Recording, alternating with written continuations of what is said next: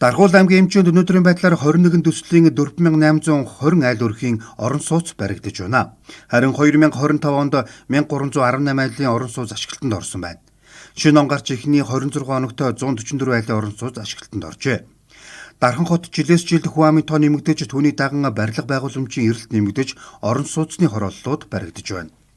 Үүний тухайд байршил барилгын чанар хийц материал зэрэглэлээс шалтгаалan 1 м квадрат нь 3,200-аас 5 сая, хамгийн үнэтэй нь 8,600,000 төгрөгт хүрчээ.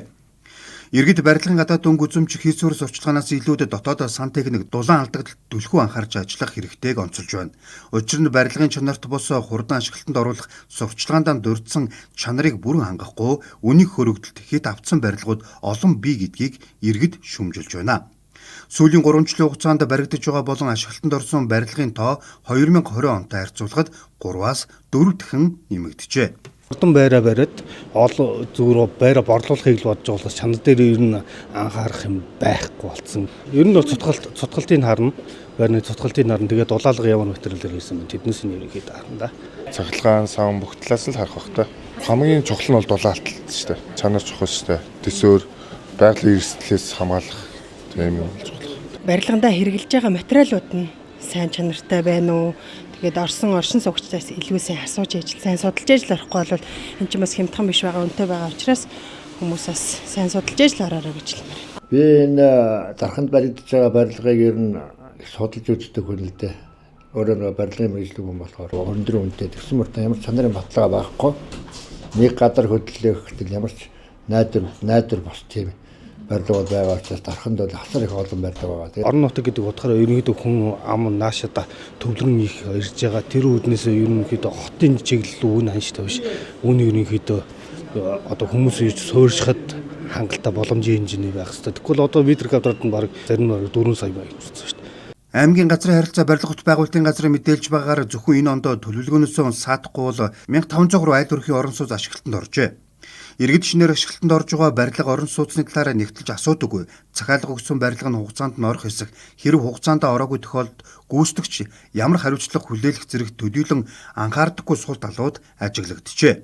Сүүлийн 2 жилийн хугацаанд иргэдээс ирж байгаа гомдол нь хүйтэн дулаан алдагдaltaй, сан техникийн чанаргүй гүйцэтгэл, барилгын хан цуурсан материалын чанар муу гэдгийг онцолж байна.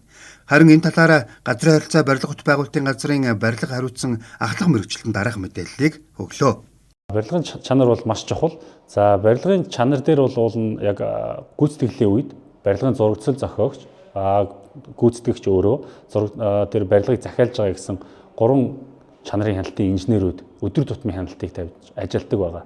За энэ хяналтыг бол маш сайн тавьж ийж энэ барилга өөрөө маш чанартай болно л гэсэн үг. Яг барилгын зурагцлын дагуу баригдсан байх ёстой. За барилгын зураг маань өөрөө зурагцал зохиогч тусгай зөвшөөрөлтэй аж ахуйн нэгжийн компаниар зурагцал нь хийгдэж гарч ирээ. За барилгын магадлал хийгдээд экспертээр ороод гарч батлагдсан зураг байдаг. За бид нэр бол очоод за энэ батлагдсан зургийн дагуу энэ арматур энд хийгдсэн байна уу? Хэдийн голчтой арматур байна? За хэдэн маркийн бетоноор цутгаж байна? За энэ нэгээд яг энэ зурагчлалынхаа дагуу үед бол одоо газар хөдлөлтийнхөө тэсвэрч чадварыг бол хангаж байна гэсэн ийм чанар шалгалтыг хийдэг байгаа.